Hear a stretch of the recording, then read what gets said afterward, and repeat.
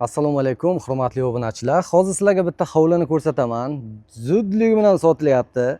Samarqand shaharga juda yaqin joyda, ya'ni Danlagirdan ozroq o'tganimizda Do'stlik mahallasiga kelamiz. Bu mahallada esa mana shu yergacha mana avtobus keladi. Kanichka, Do'stlik kanichkasini juda ko'pchilik insonlar bilishadi.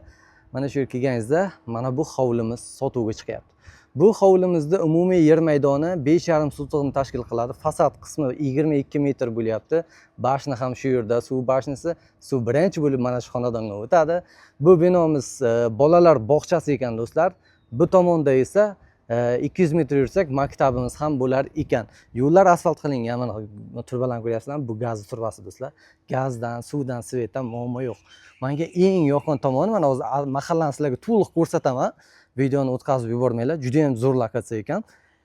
Xo'p, devorimiz ortida bitta zo'r manzarani ko'rdim. Bu manzarani sizlar ham ko'rmasanglar bo'lmaydi.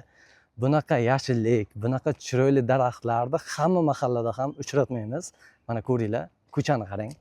Fayzligini qarang mana, tozaligini qarang. Manzaraning chiroyliligini qarang. Bu daraxtlar shunchalik bu mahallaga fayz berib turibdi. Undan tashqari qancha kislorod beradi, foydasi juda ham zo'r. Mana shu devor ortida sizning uyingiz joylashadi. Zo'rmi? Mana qarang. 5,5 sotix mana. Qarang, qanday chiroylik, qanday go'zal. Bunaqa mahalla kam do'stlar. Mana qo'shnilar uyini qarang. Hammasi tartibli. Mana qarang. Qo'shni bo'lsangiz, mana shunaqa joyga qo'shni bo'ling-na. Mana shunaqa mahallada yashang. Mana sizga go'zallik. Shaharda shunaqa joy topish juda qiyin. Xullas, mana shu hovlimiz, mana shu devor ortida hovlimiz 5,5 sotix. Yer hisobida olib o'zingiz alohida yana bitta zo'r imorat ko'tarishingiz mumkin. Do'stlikda bo'lyapti. Danlagirdan shundoq o'tganda kadastr hujjatlari bor. Hozir bitta hovlining ichkarisini tomosha qilamiz. Demak, mana bu darvozamiz. Ichkariga kiramiz. Bismillahirrohmanirrohim. Xo'p, hovlimizni ko'rsataman. Boya tashqari tomondan ko'rsatdim, to'liq o'ralgan devor bilan ko'rinishi. Dehqonchilik qilasizmi, chorvachilik qilasizmi yoki biznes sifatida foydalanasizmi? Bu sizning xohishingiz.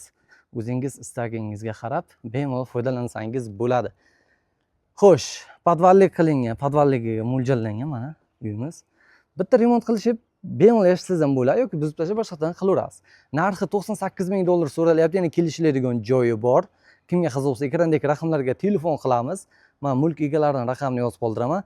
O'zlariga aloqaga chiqib bemalol savdo qilaverasizlar. Hammaga rahmat, sog' va salomat bo'ling.